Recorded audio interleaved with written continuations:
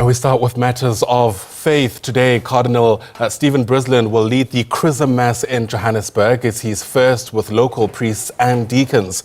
This Mass, which is open to the laity, will be held at the Cathedral of Christ the King, as the Vatican, of course, observes Easter with the Pope dealing with health concerns. Let's get you a sense of how all of this is unfolding with our reporter Khayelihle Khumalo, who's standing by. There you are. Khayelihle, I see already a lot of people who are present there, are eagerly waiting to see how today's service unfolds.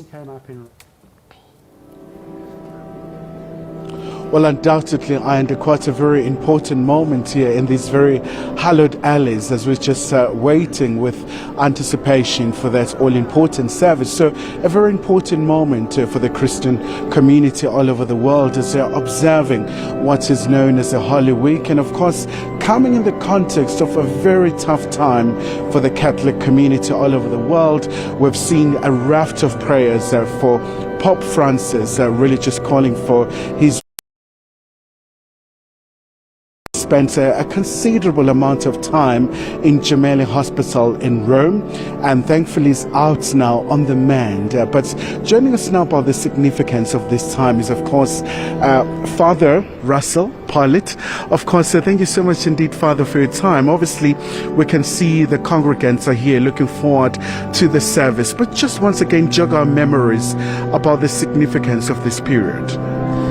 Thank you very much. So this is, for us, Holy Week. We gather together to begin what we call the sacred days of Triduum. This morning here at the Cathedral, all the priests come together with people from all over the Archdiocese of Johannesburg, with our Archbishop, Cardinal Brislin, to celebrate what we call the Chrism Mass, where the Archbishop will bless oils, and then he sends us back to our parishes to celebrate tonight, the Last Supper, and then tomorrow, Good Friday, and of course Easter Sunday. So a real sacred time for us here at the moment.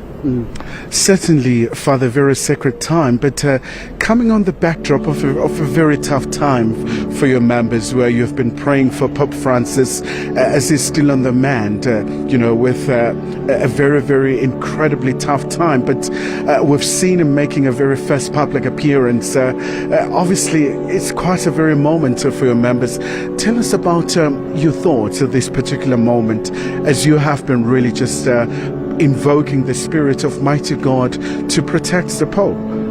So the Pope himself told us that he was near death when he came out. So it has been a remarkable recovery, and we've seen him now 3 or 4 times in the last week coming out to meet people. Pope Francis is a very stubborn man, and he has been told he should rest for 3 months, but we notice more and more. Even yesterday he met with a group of people who looked after him in hospital, in the Khayelihle Hospital, and he told them that he was very happy for the work that they did and so forth. So I think there is some hope and there's some jubilation, but I also think if you look at him, we can see that his health is not good. He's still in a wheelchair, he's still taking oxygen, but his faculties all seem to be there, and his mind is still sharp. So we're happy about that. Before we let you go, Father, these are very tough times for South Africans, for people all over the world. We've got conflicts, we've got all sorts of challenges. What would be the message today in terms of really just bringing that sense of hope, that sense of optimism in light of a very negative sentiment that is quite pervasive?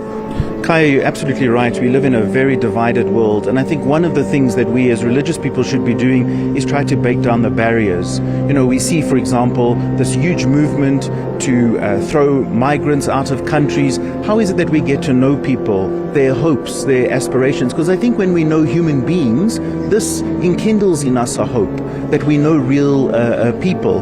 And I think as well, especially in this time, as we watch Jesus going through his passion, his death, and then his resurrection, we are very aware of the marginalized and all those who suffer in any way because of the condition that the world is in. And we are encouraging our people as well to reach out as much as they can to people on the margins at this time, to really do charitable works, to become aware of this world that we live in. All right, Father, thank you so much, and we certainly do look forward to the service. And in fact, myself, I haven't been to church in the longest time, so certainly it's quite a very significant moment, and we'll certainly keep you posted throughout the service. So with that, back to you in studio. All right, Khayelihle Khumalo, hopefully you have your Damascus moment, as they say. For now, live to us there from inside the Christ the King Cathedral in central Johannesburg. Thanks very much indeed.